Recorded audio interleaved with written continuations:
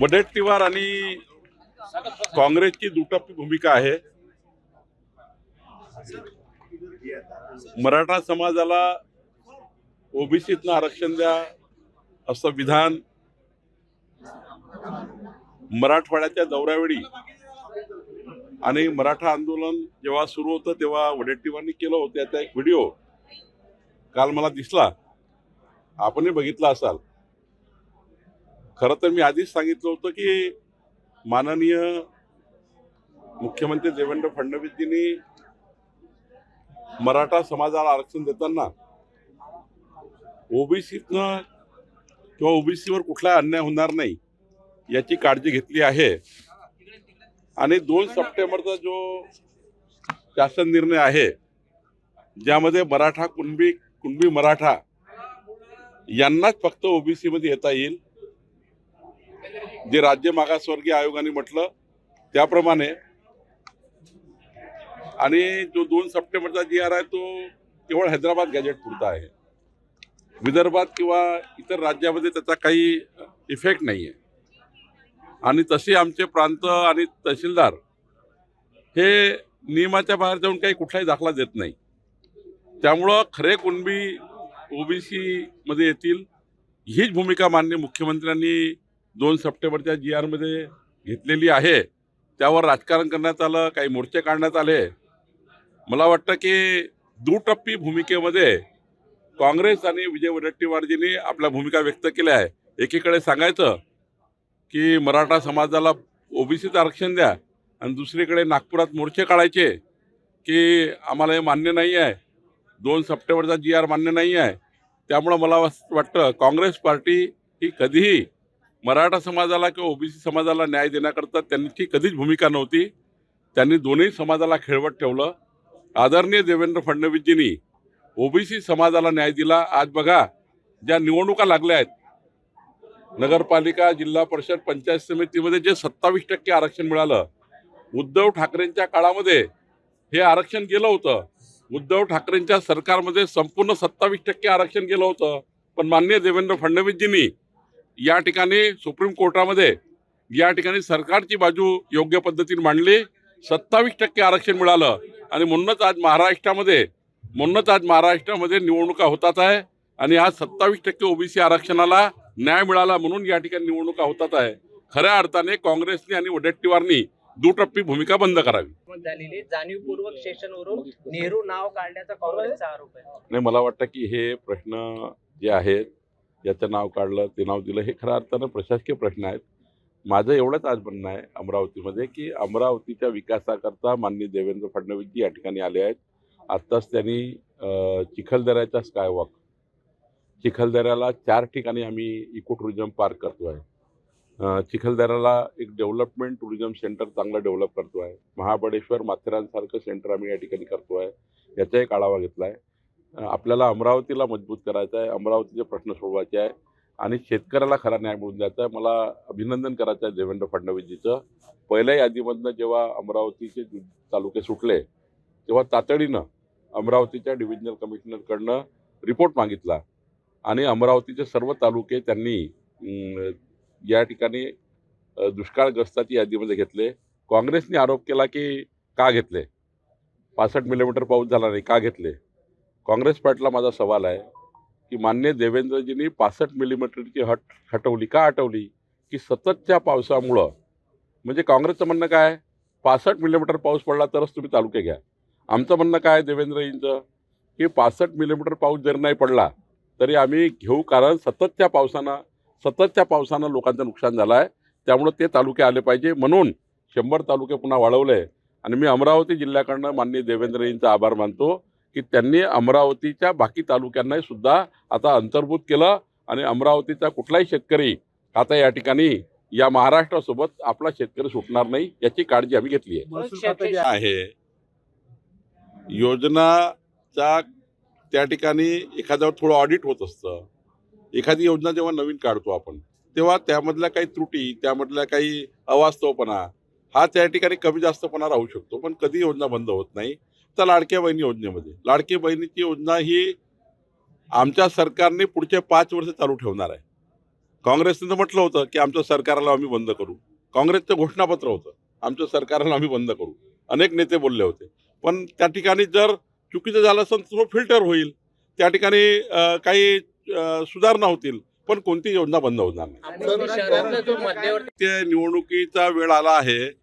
निवडणुकीच्या तोंडावर असे मोर्चे काढतात कारण त्यांना हे माहिती आहे की त्यांनी कधीच काही विकासाकरता काही केलं नाही आणि आता मोर्चे काढून केवळ निवडणुकीची स्टंटबाजी असं मला दिसतं आणि त्यामुळे ही स्टंटबाजीने काही उपयोग होणार नाही.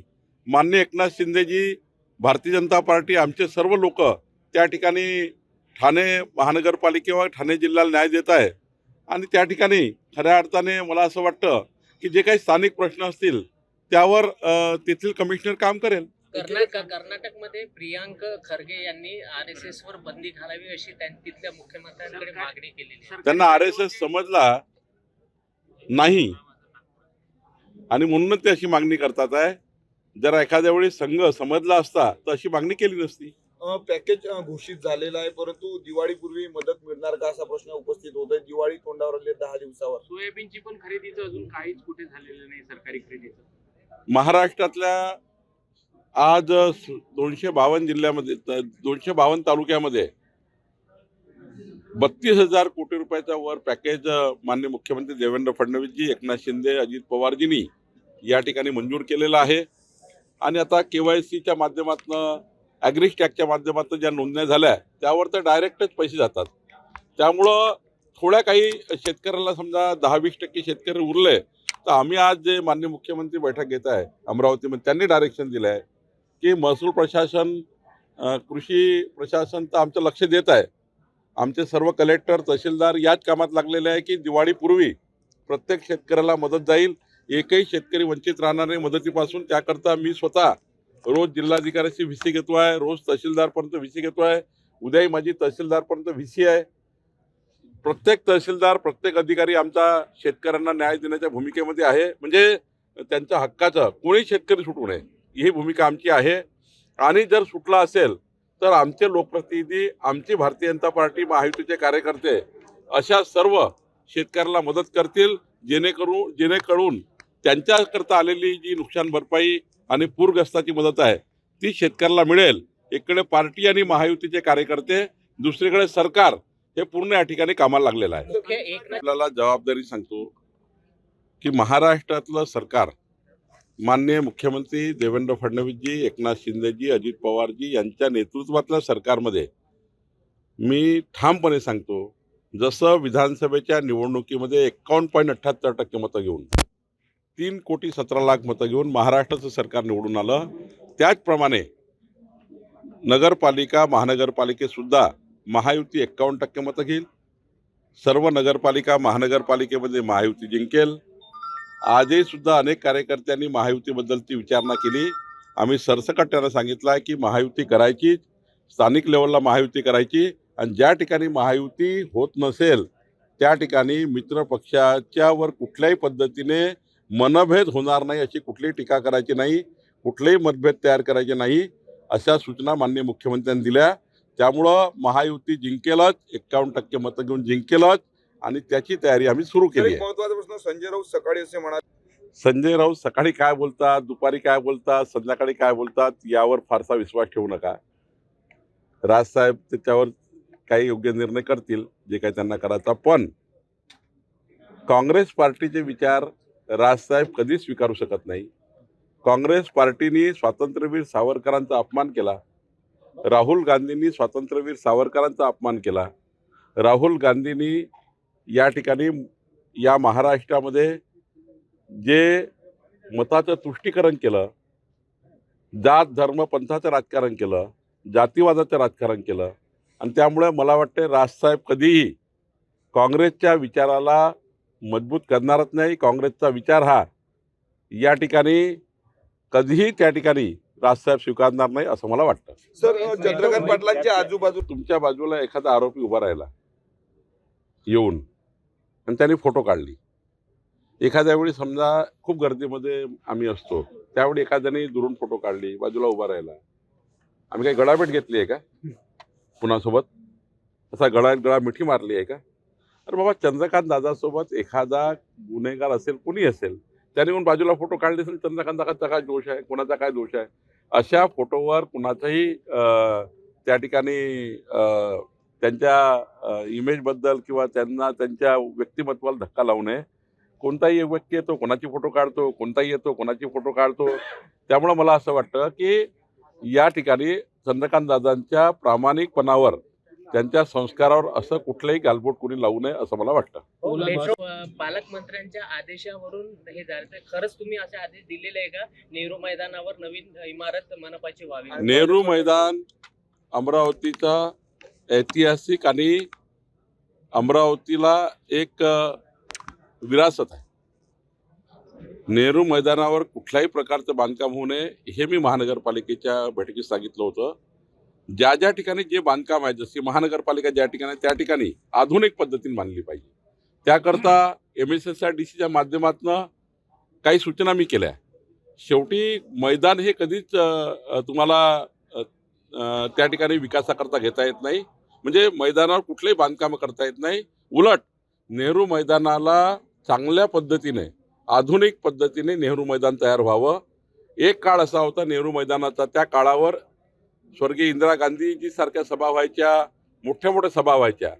ते ग्राउंड सभेकरता असावं, ते ग्राउंड इतकं भव्य असावं, त्या ठिकाणी कुठल्याही तिथल्या ऐतिहासिक आणि परंपरा जी आहे, ऐतिहासिक वारसा आहे, त्याला हात लावू नये अशी माझी भूमिका आहे. ती भूमिका मी कमिशनरच्या बैठकीत मांडली होती. मात्र आपल्याला अमरावतीला आता जसं नागपूरमध्ये MSSRDCच्या माध्यमातून बस स्टँड असेल, महानगरपालिका असेल, कलेक्टर ऑफिस असेल, जे बांधकामं आपण केले, काही महानगरपालिकेचे मोठ्या प्रमाणावर कॉमर्शियल डेव्हलपमेंट केले पाहिजे. मोठ्या प्रमाणावर प्लॉट अतिक्रमण होत आहेत महानगरपालिकेचे, ते अतिक्रमण काढून त्या ठिकाणी चांगले कॉमर्शियल डेव्हलपमेंट केले तर त्याच पैशामध्ये महानगरपालिकेच्या इतर प्रशासकीय बिल्डिंगचा विकास होऊ शकतो. या ठिकाणी मोठे कॉमर्शियल कॉम्प्लेक्स होऊ शकतात आणि त्यामुळं एक इंटिग्रेटेड प्लॅन तयार करायचा अमरावती शहराचा, अशा सूचना मी दिलेल्या आहेत. MSSRDCच्या माध्यमातून करायचा. जसं नागपूर, अमरावतीच्या सर्व जागा विकसित करायच्या. मात्र कुठल्याही मैदानाला, कुठल्याही ग्राउंडला कुठलाही हात लावायचा नाही. कॉमर्शियल डेव्हलपमेंट मात्र करायचं, ज्या ठिकाणी अमरावतीमध्ये मोठ्या प्रमाणे महानगरपालिकेचे प्लॉट शिल्लक आहेत. संजय राऊतांनी असं म्हटलेलं आहे की महायुतीचा संकल्प आहे की शेतकऱ्याची कर्जमाफी करायची आणि आमचा तो मॅन्युफॅक्चर आहे. शेतकऱ्यांना फक्त एवढंच पाहतोय आम्ही की महाराष्ट्रात जी समिती आम्ही तयार केली ती पात्र शेतकऱ्याची समिती तयार करतोय. म्हणजे पात्र शेतकऱ्याचा आम्ही त्या ठिकाणी यादी तयार करतोय. कधी कधी मी वारंवार सांगितलं मागच्याही बैठकीमध्ये की कधी कधी फार्म हाऊस बांधलं, कधी कोणी घरं बांधले, त्याच्यावर कर्ज घेतलाय. मोठे शेतकरी आहे, ज्यांना कर्जाची गरज नाही आहे, कर्जमाफीची गरज नाही आहे, अशा शेतकऱ्याचे नावसुद्धा कर्जमाफीच्या यादीमध्ये आहेत. तर मला असं वाटतं 40 वर्ष शेतात राबले पण ते कर्ज जात नाही, आत्महत्या झाल्या कर्ज जात नाही, अशा शेतकऱ्यांना जास्त मदत केली पाहिजे. अशा शेतकऱ्याला कर्जमाफ केलं पाहिजे. आणि ज्या शेतकऱ्याला त्या ठिकाणी फार्म हाऊस आहे, घर आहेत, त्यांना मात्र त्या ठिकाणी त्यांना गरज नाही आहे, ते स्वतःहून कर्ज सोडू शकतात. अशा लोकांना मात्र ते यादीत राहू नये याकरता तपासणी सुरू आहे. आणि आमचं सरकार, देवेंद्र फडणवीसचं सरकार, आमचा जो संकल्प आहे तो पूर्ण करेल. शेतकऱ्याच्या कर्जमाफीचा संकल्प पूर्ण करेल. इशारा दिलेला 28 तारीख संपूर्ण. काही अँटी करप्शनचे इनपुट आमच्याकडे आलं, आम्ही अँटी करप्शनला गोस अहेड म्हटलेला आहे. मलाही काही अँटी करप्शन डिपार्टमेंटनी या ठिकाणी इनपुट दिलेले आहे की कुठले आमचे अधिकारी कर्मचारी कुठल्या प्रकारचा भ्रष्टाचार करताय. आम्ही त्यांना थांबवलो नाही आहे. अँटी करप्शनला सांगितलं की तुमच्या नजरेत जे जे येतं ते पुढची कारवाई करा. सर, एक शेवटला प्रश्न. स्थानिक स्वराज्य संस्थेच्या निवडणुकीमध्ये भाजपच्या कार्यकर्त्यांची इच्छा आहे की एकला चळवळ म्हणजे स्वतंत्र निवडणूक लढवावी, असं काही आज होणार आहे का? माननीय मुख्यमंत्र्यांनी आज भाजपाच्या सर्व बैठकी सूचना दिल्या की स्थानिक लेवलला तुम्ही सर्व महायुतीच्या कार्यकर्त्याशी बोला.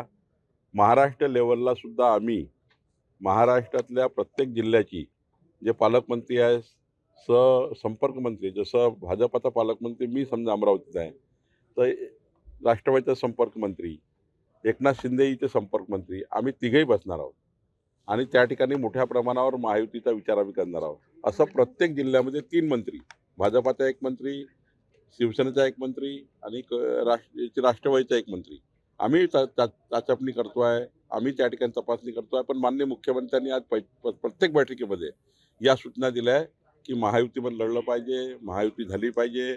जास्तीत जास्त ठिकाणी महायुती करा अशा सूचना दिलेल्या आहे. पण झाली नाही तर माझं मतभेद करू नका.